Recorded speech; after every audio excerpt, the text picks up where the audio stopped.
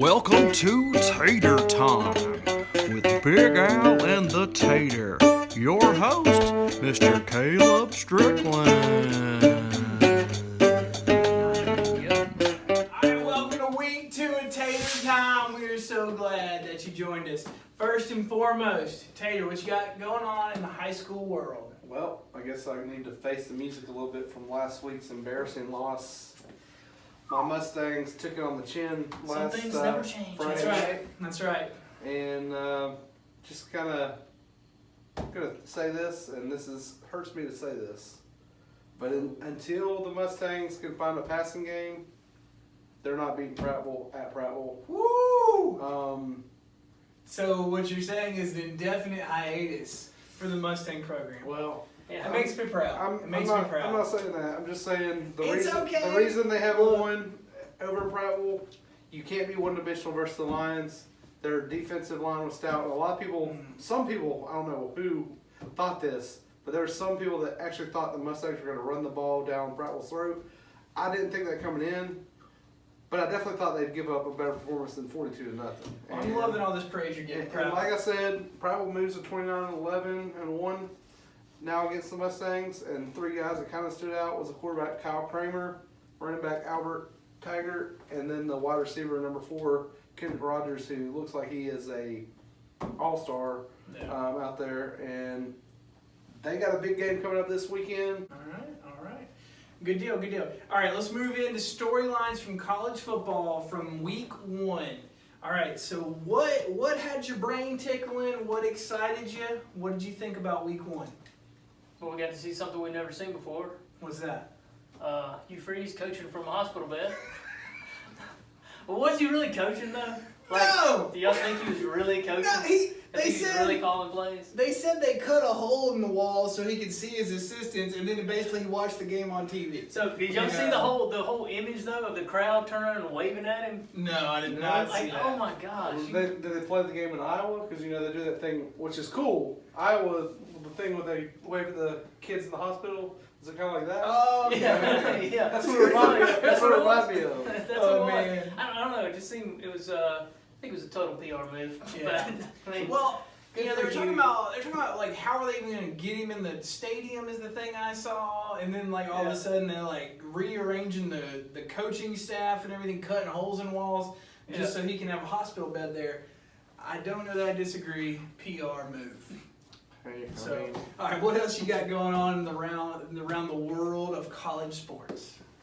Well, I don't know if it was very exciting for Tennessee fans, but Tennessee losing to Georgia State, which we're going to touch on this a little bit later on. Multiple Facebook users, I'm not going to call you out just in case Tennessee gets better. Multiple Facebook users said, "See you next year, Vol Nation." Wow. And also heard rumors about Smokey entering the transfer portal. I saw that. That's very disappointing. Sad Smokey's day. been there a while. But yeah, Tennessee goes and loses to Georgia State. I mean, they were 2-10 last year. well, yeah, Georgia State's 2-10 last year. They, by all means, I'm assuming they're not going to be much better this year. Well, they did beat Tennessee. Yeah. Is Tennessee that bad? Is it a coaching problem? Is it a talent problem? Well, what's going on over there? Some people thought that Tennessee was on the uptick, and Tater, did you? this kind of hurts that We do thought, have you on the record.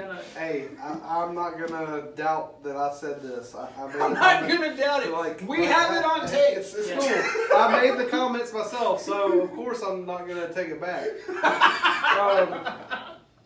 Again, It's on the internet, sometimes you got to take it on the chin, sometimes like we were talking about earlier. But I don't know. I think a little bit too. I think folks forget too, though.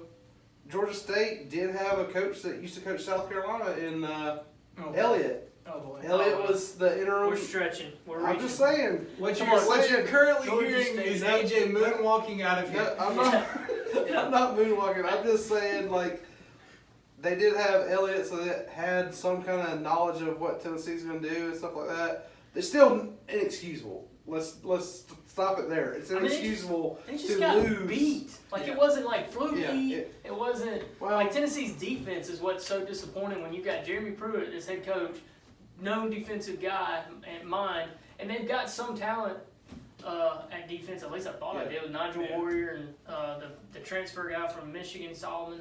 I mean, I expected a much better showing than this. I texted y'all in the third quarter, joking, laughing, because everybody assumed they're gonna get it together, they're gonna win. Right. And then at the ESPN News cuts into breaking coverage, and all of a sudden here we go, Tennessee has fallen to the mighty Georgia State. Yeah. But also around the SEC, I believe everybody in the West won their game, but half the teams in the East Everybody lost. but Ole Miss. Ole Miss was the only one. Ole Miss in the West. You're right. So, but let's talk about that South Carolina loss to Mac Brown. Oh my goodness. I mean, you called it with a sneaky good game. I'll just be straight with you. I thought it was going to be good. It's exciting to see Mac Brown coaching and all that kind of stuff. Yeah. I did not expect South Carolina to lose that. The thing that mainly stuck out to me was Jake Bentley, still Jake Bentley. It was not much of an improvement there. He's a fourth-year player starter. He's a senior. He just didn't look that great. He broke his foot at the end of the game, which is totally unfortunate. He'll be out 6 weeks, and so there's a true freshman coming in and take his spot with Helinski. And I honestly wonder if this is a blessing in disguise. Yeah. What if this guy is good? They've been, I've got family over there who are Gamecock fans, and they were talking about this kid over the summer. Helsinki was supposed to be really good and blah blah blah. So they're excited about it, but at the same time, it's like Bentley started. He was obviously had won the job, right? Yeah. And it's got me wondering. I think his dad coached on the team, so that might have something to do with it. Maybe. Well, I also feel like with this game with South Carolina, North Carolina, I honestly thought South Carolina had it in the bag. They're up 20-9. We're going like third, fourth quarter. Yeah. And then they just let it slip away. That's what it kind of felt like to me. They it was did, one of those games that but North slipped Carolina away. was the better team. Yeah. I mean, they had more yards. I don't know. It's a bad look for Muschamp. I think this might be an early exit. This might start an early exit with Muschamp. Yeah. So you might see him up in a booth somewhere next year, at a different SEC school or something. On the sideline. All right. Somewhere. All right. I think probably one of the bigger stories, and I'll kind of lead this one off. One of the bigger stories for the state of Alabama right now is Jalen Hurts. Man, that dude went off. Yep. Video game numbers. Yeah, we're talking. I mean, this is like that NCAA 06 when you do that like Heisman mode. Yeah. And you just go out there and you just rack up the numbers. I mean, it was insane. He had 3 completions and 6 touchdowns. Yeah. It was insane. It was ridiculous. We kind of predicted this. Yeah. And I will say, I expected him to put up big numbers. Right. Not like right. this. Well, all I could think is I'm proud for him. He definitely made the right call to further his NFL career, and if he can stay healthy and maintain these kind of numbers, the dude's gonna get paid, and good for him. Good for him. Well, I'm just gonna say this too. Right now, as we sit, and I think we'll get more into this with our Heisman guys later, but right now I think he's leading the clubhouse definitely with his performance. I know it's Houston, but the way he looked, he's got to be leading the way right now in the Heisman. Don't steal your thunder for the next section now. Mm-hmm. All right. Anything else that you guys see we need to talk about? I do know that we talked about the transfer portal, obviously coming back up. Yeah, we got Smokey in the transfer portal. Yeah, I got Smokey in the transfer portal, and now USC's quarterback, who I was high on, JT Daniels, is out for the year with a torn ACL. Well, the backup quarterback is currently in the transfer portal, and Clay Helton. I don't know all the rules when it comes to all that, but Clay Helton has literally sent like a smoke signal out, basically saying he can come back if he wants. Yeah. So they're actively trying to get players back through the portal that are just waiting to transfer. And this is one of those things. This is kind of one of the reasons I don't like the transfer portal in the first place. Well, get your name out of it. Well, it's not me putting myself in it, but I just don't like it because I feel like these guys, they don't win the job, they're out. Somebody gets injured just like this JT Daniels kid, and the funny thing is Mark Richt made a comment on it before the Georgia Tech Clemson game Thursday night.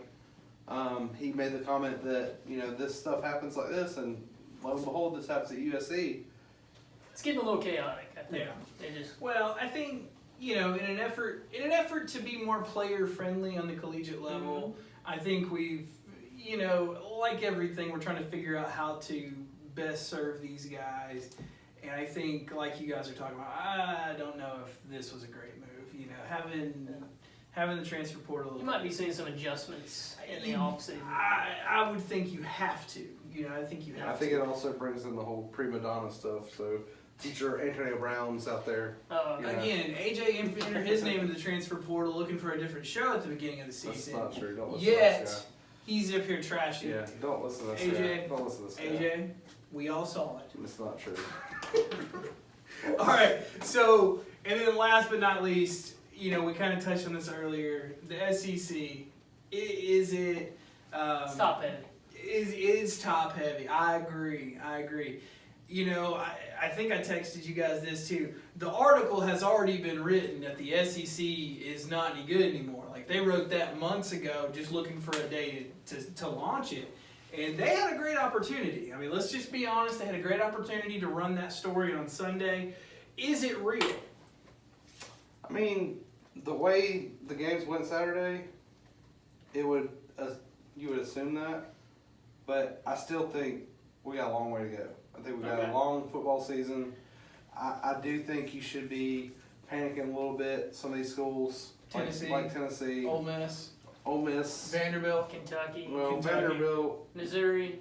Missouri Missouri's the one that kind of stuck out about to me. how great they were going to be this year, and Greg McElroy was really big on those guys. I don't know why. Missouri? But I just never bought into that or South Carolina. So. We know how much you love McElroy. So everybody loved the Missouri schedule. I mean, that was their thing. Was their SEC schedule is so easy. Blah blah blah. Well, then you can't even. Well, it's got to be Wyoming, right? What did Wyoming? Yeah, it's funny though because they've lost to other teams like this already since they've been in the league, and it's not surprising they do this a lot.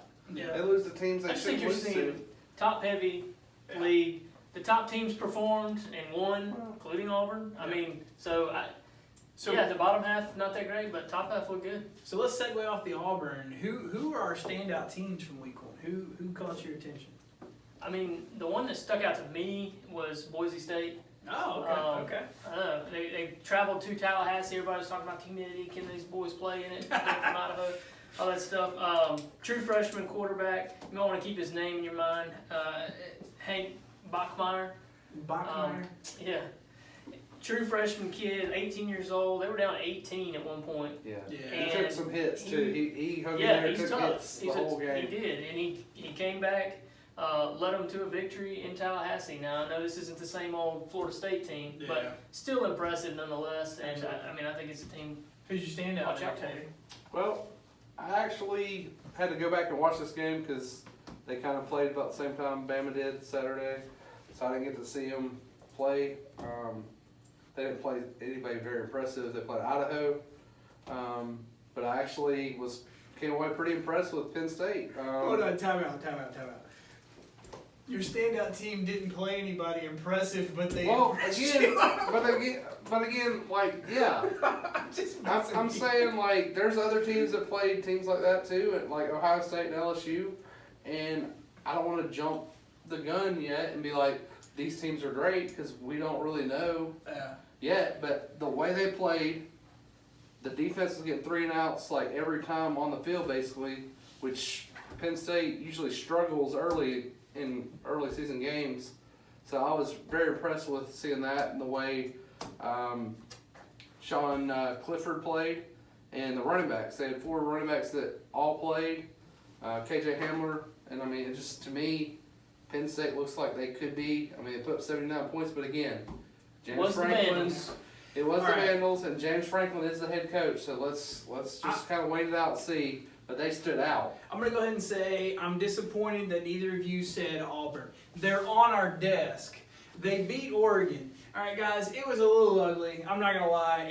And you Auburn fans are going to hate me, but we were all on Facebook at the same time as y'all were. We saw the abandoning Bo Nix. We saw the questioning the team.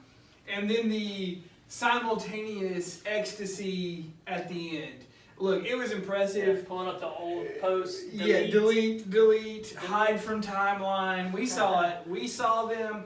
But no joke, they did. You know, I don't want to take too much away from them, and I don't want to take too much away from Muschamp because they won when it counted. You know, and we're hard on Muschamp, and I'm going to be hard on him. Oh yeah, Malzahn. We're hard on Muschamp too. Yeah. Well, hey, that might not be. That's just a Freudian slip there. But Malzahn, you know, as much as he terrifies me, he pulls it out when he has to, right? He does. And he loses what he shouldn't lose, but he pulls it out when he has to. Well, and again, like I don't know. I thought Bo Nix would look a lot better than he did. He looked. So we're moving into overrated. But AJ, he's a freshman. He's a true freshman. True freshman. He was playing in Pinson, Alabama. Yes. Pinson. Yes, he was. And in front of all 150 he residents. was. And again, I'm just gonna say this right now. Let's don't put it all on him either, though. Let's put a lot of it on Malzahn. I mean, Malzahn's the one calling the plays, and there was some, even down the stretch, there were some questionable calls. And I had friends that are Auburn fans that basically were saying, "What is he doing?" Yeah. Talking about that, like Les Miles touchdown throw there. Well, no, I mean not the touchdown. It was like a couple plays before where you're running out of time, and basically they run some kind of draw or something to Whitlow, and it's like, well, that's an interesting time to do that. But it's just like, we've seen this with Gus already before, and folks act like they're surprised. Why are you surprised? He's done this every time he's been the play caller. Yeah. He makes questionable calls. But again, you got the win. They get the credit for the win. It was a big win. Yeah. You got to credit that defense. So you, for sure. So you got Auburn as overrated. I don't got Auburn as overrated. Okay. I'm not ready to jump on that. While I'm ready to give Auburn love for their win, I will say Auburn is overrated. Yeah, Number 10, guys. Let's be real. Oregon was 8-5 last year, isn't that right? Oregon was 8-5, I believe. Yeah. 8-5 Oregon. We're not talking the same Oregon from Chip Kelly days. No. You know, and I'm not trying to downplay Oregon or the win too much, but number 10. Yeah, you know, number 10. I just kind of want to echo what AJ's saying, like Tater's saying. Excuse me. Nix did not look good. No. I mean, I watched just about every snap, and I mean, I think he would tell you that. Everybody, his dad would tell you that. He did not look impressive, and I don't know how Auburn's going to win 10 games with him at the helm. I really don't. I mean, it's the luck typically runs out at some point. Yeah. They got this one, but he's got to play better, obviously. Yeah. All right, who else you got overrated? I mean, there's a couple teams that Stanhope. All right. Well, there's a couple teams in college football that, to me, there's two teams to me that could be overrated, and they look great Saturday. To me, I got Ohio State. Oh. Justin Fields looked great against FAU and Lane Kiffin. But again, it's FAU and Lane Kiffin. Yeah. Defense still wasn't spectacular. No. Yeah, I didn't think so either. I thought Kiffin. The other team to me, and this is just because I'm not big on Houston like everybody else is Oklahoma. Oh. To me, as good as their offense looked and as good as Jalen looked, because he looked good, their defense again gave up 31 points to Houston, and to me, you can't give up 31 points to Houston. I'm sorry, they get South Dakota this weekend. That's that Conference's mentality. I get it, but at the end of the day, I don't think it's the same case. You can't do that, even with the way that league is this year. You can't do that because I feel like Texas is a good team. I don't think you can do it any year. Like there's other teams that like to sneak up on Oklahoma a lot, and I feel like they could get them again just because of defense issues. I thought the defense looked better than it did last year. Houston's known for their offense. They've got a good quarterback in King. Man, I thought they looked better, honestly, overall as a team. But my overrated team's Nebraska. The Huskers. All we've been hearing about in the offseason is Scott Frost, second year, biggest turnaround, which I'm not saying that can't still happen, but South Alabama, I mean, you struggle with South Alabama. Yeah. On paper, South Alabama had the better game. You're talking, they had more total yards. I think Nebraska even won the turnover margin by 2. You know, I mean, Scott Frost to me, he's that unknown. I mean, they're sitting there at 25 and struggling with South Alabama and supposed to be probably in the top 15. Is what they're talking about. Yeah. All right. So who's your Heisman potential? Who you got your eye on right out of the gate? Jalen's obvious. I think we can all agree on that. Another one that I think is kind of a sneaky pick is Joe Burrow for LSU and the way he played. Again, I know it's not a very good team, and that was my sneaky good game. That was not a sneaky good game at all. Yeah. They pretty much handled business.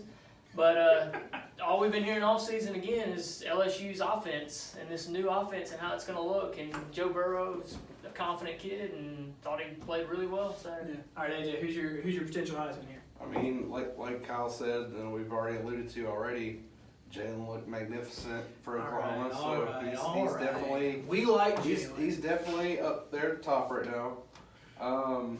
I still like Tua.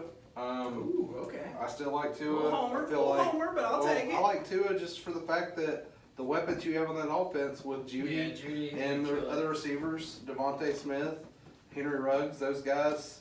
And I mean, I think he found another target he likes in Miller Forstall too.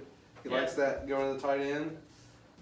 So I feel like he found that, and I think he's definitely going to be in the conversation. And you got to have Trevor Lawrence. He's got to be in the conversation too. He didn't look great. He didn't look great the first week. Take that hair somewhere else. But I'm just telling you, he's going to put up numbers, so he's going to be there. Get a haircut, hippie. So, get a haircut. All right, moving on. Who needs to start packing the house?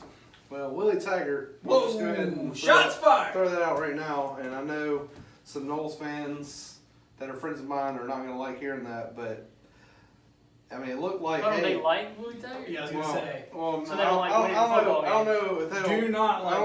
I don't know if they like Willie Taggart. I'm just saying they're not going to want to hear this because I'm talking about their Knowles. But I mean, they looked like it was this was going to be different. They're coming out of the gates on fire. Looked like they were going to beat Boise State as bad as they wanted to, and then they just forgot they had to finish the game. Yep. And Boise State snuck around, and got them. I mean, they couldn't recover the biggest. This was kind of embarrassing. There was a fumble down by the goal line, and this could have probably ended the game. Florida State couldn't recover the ball. Boise State gets the ball and goes up. Yeah. So, All right. Mine's Muschamp. Man, I know we already talked about it, but I just don't see any way he comes back from this. I mean, that was one of those games he couldn't lose, and because it don't get easier. no, exactly. I think he's done. I mean, I like Will Muschamp. Don't get me wrong. All right, we spent a lot of time on last week. Let's shift gears to this week. What is our sneaky good game? I'm going BYU at Tennessee. Uh-oh. I mean, just Who the you guys are storyline. I gotta go BYU just based on what I saw last Saturday. I mean, my goodness, Tennessee's got players leaving. They've lost 2 players this week. Yeah. I mean, obviously I'm gonna be watching to see how they respond. Well, look, I'm gonna touch on this just for a second. Touch. So, no doubt about it, last week was horrible. You can't lose to Georgia State. I get that.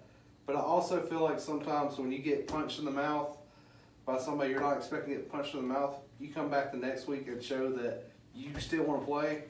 And I feel like they're questioning Tennessee's manhood. Well, that's what I'm looking for. So I feel like this will be one of those things where Tennessee gets back to basics. It still might not be pretty. It might start off struggling, but I feel like Tennessee's going to get it back together and they're going to beat BYU. Tennessee, BYU, your sneaky pick? No. Who's your sneaky pick? My sneaky pick is Nebraska, Colorado. See what Scott Frost does. Scott Frost and Mel Tucker, man. I mean, Mel Tucker and those Buffaloes look pretty good. So. Well, I'm gonna ride the Tar Heels one more week, and it's kind of twofold. It's your team, man. I'm wearing the shirt powder on, blue powder right blue, here. Yeah. No, I'm going to ride the Tar Heels one more week because I liked what Mac Brown did out there. I really, not to get to too much on the sentimental stuff, he was genuinely happy, and I think that was cool. He's got some nice dance Was moves. Yeah, well, that was weird. Was he in tears for a minute? He was, man. He's got that paw voice. Exactly. I mean, that's like you win Seems one like for the your nicest grandpa, guy ever. and I mean, I couldn't help but lose the hatred I had for him when he was at Texas. Yeah, absolutely. Okay. No, I'm just kidding. I'm kidding. I never hated Mac Brown. But Miami and North Carolina, I think it's going to be a good one. I think we're going to see if that Tar Heel is real. And kind of move on from there. All right, let's go ahead and pick our home state stuff, and then let's move into the premier games. Just real quick, Auburn or Tulane, who you got? Well, I think Auburn's actually going to even the series, the overall series, right? Okay. This year, Tulane actually leads the series. I think Auburn has a chance. Auburn has a chance to tie. Auburn I has think a they chance. will. Barely. Auburn has a chance. Again, You heard it here. Week 2, it's always interesting. How do things progress? How does Nick's perform? Yeah. I mean, So you're taking Auburn in a close I'm one. taking Auburn. Auburn. How about you? Well, this is going to be a lot quicker. I'm taking Auburn. Okay, all right. Moving. Alabama, 54-point favorite against New Mexico State. We're not even going to ask who you think is going to win. Do you think they cover? Every time I say no, they do. I feel like so. I'm going to say no though. You going to say no? How about you? Do they cover? I'm going to say that's a big number, but I'm going to say yes. Whoa, okay. So look for a high-scoring game. All right, let's move into the real games, the good games of the week. We got number 12, Texas A&M, an 18-point underdog. I feel like that is extremely strong against Clemson. Clemson is obviously a good team, but 18 points? Yeah. Jimbo Fisher is familiar with Clemson. I feel like we're forgetting that as bettors. So what do you think? I mean, I'm guessing either Vegas knows something we don't know, or... Which is very possible. Yeah, I mean... They usually do.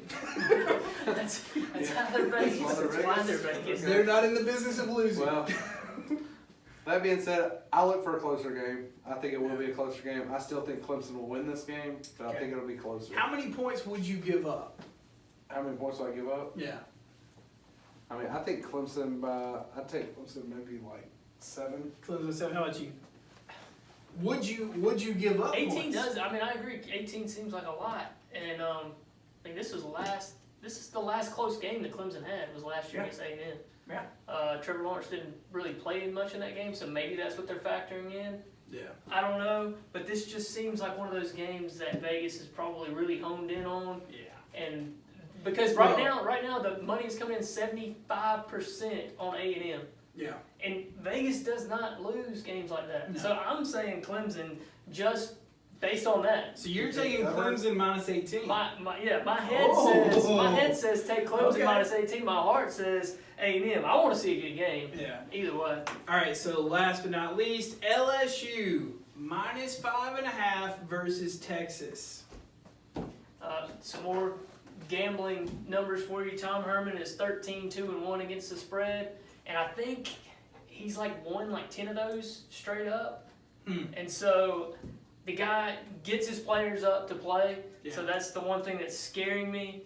But the way LSU looked last week, and I think LSU's defense is just on another planet when compared to Texas. Texas has got 8 new guys starting. I know it's in Austin. Game day hadn't been there in 10 years. I think it's going to be an awesome gunslinger, back and forth type game. I think LSU wins, but they don't cover the 5.5. Okay. How about you, Andy? Yeah, Tater, I look forward to this game a lot too. It's in Austin, number 6 versus number 9. No, that's what everybody wants to. They want to get you on that. Game day is gonna be there. Do what? I'm just saying, number 6 versus the number 9 team. They're hyping up the top 10 matchup. Oh, okay. What are they trying to get us on here, AJ? I don't know, but game day is gonna be there. I think LSU did look impressive. I think this is the game that I'll be sold on LSU if they can beat Texas, but I don't think they're going to. Oh, so Texas falls. I take the Horns to beat LSU at home. That's his team. That's his top 4. That's right. I forgot about that. He's got to. He's obligated to take it. But look, He's I still think it's going to be a good game. I think it's gonna just be like close. he thinks Tennessee's going to rebound. They are going to rebound. And you can mark that down. This is going to be fun, though. Oh, yeah. Ellinger and Burrow. It's going to be a good game. Man. It's going to be worth watching.